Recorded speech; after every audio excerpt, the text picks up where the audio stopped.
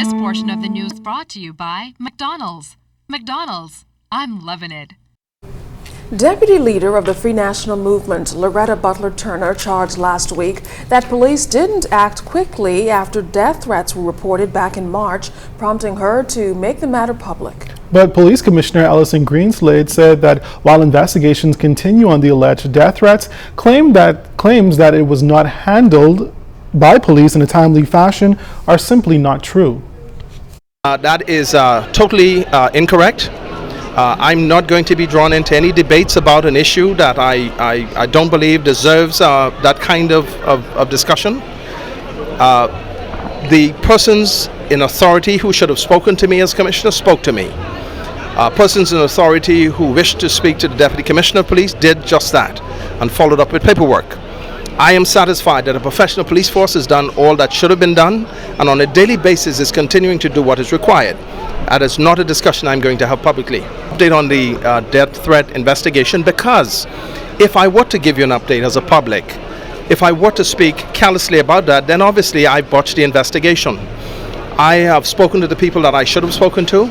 I proffered the fullest respects that I should have proffered, and a competent and capable police department is able to say today that the persons concerned that have lodged complaints can go about their normal business. 4,000 young people are participating in the 21st annual summer youth camp put on by the police for the next 6 weeks. It's being hosted, like you said, by the Ministry of National Security and the Royal Bahamas Police Force. The opening ceremony was held today at the Church of God of Prophecy on East Street under the theme, Developing Tomorrow's Leaders Today. The children will be engaged in song and dance, public speaking, arts and crafts, and sports with an aim to provide a positive environment where youth are able to interact and foster positive relationships with police officers and build on leadership skills. Police Commissioner Allison Greenslade and National Security Minister, the Honorable Dr. Bernard Nottage, brought remarks to the youngsters, encouraging them to choose the right path in life. Sir Arlington Butler, who was a driving force behind the camp, was also honored at the ceremony today. He said this investment in young people will hopefully make a difference in our country's future. The intention is this program was intended to keep youngsters on the straight and narrow. And of all things, I wanted to see this summer where we can get to socialize, to know people from other areas, to get to be with them at all times and to have a social development of our people. I think it has happened, but we still have an unfortunate amount of behavior that's not acceptable, but that it would have been worse without it. At the Broadcasting Corporation of the Bahamas, as General Manager Edwin Lightburn spent his last official day in the position before heading into retirement. He surpassed the mandatory retirement age of 60, but remained with the corporation for the successful implementation of the digital upgrade, transition to HD, and the launch of the ZNS app, among other changes. Veteran broadcaster Diana Swan will assume duties as General Manager tomorrow. She's no stranger to the BCB, having served as Deputy General Manager of the Northern Service, also here in the capital as DGM of the Sales Department. Swan held several senior managerial posts in the Turks and Caicos Islands before returning to ZNS. Coming up in the Bahamas tonight, we're here at the 21st Annual Taste of the Caribbean Culinary Competition, where we're trying Ropa Vieja street tacos from Puerto Rico.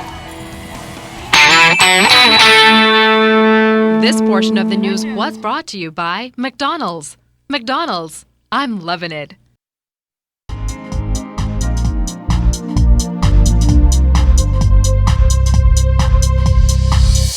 This is your Royal Fidelity Business News. I'm C.S. Scatterly. As part of its annual summer program, officials from the Ministry of Youth, Sports and Culture are looking to stimulate passion and provide a skill set in the participating students. In fact, this year they will be offering a business camp at the Uriah McPhee Primary School, designed for youngsters who would like to be entrepreneurs. Senior Youth Officer Monique Wilshcombe explains.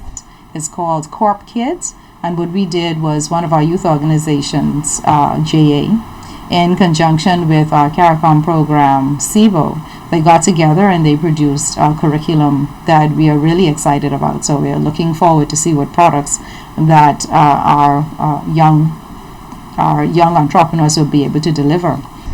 In other business news, the board of directors of RBC Finco is announcing the appointment of Robert Pantry as managing director. Pantry is a 14-year banker with extensive operations and sales experience within the RBC Royal Bank network.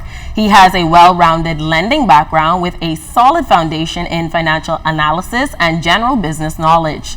In international news, U.S. car giant General Motors has said it will not limit the amount of money it will pay to those injured as a result of faulty ignition switches in GM cars.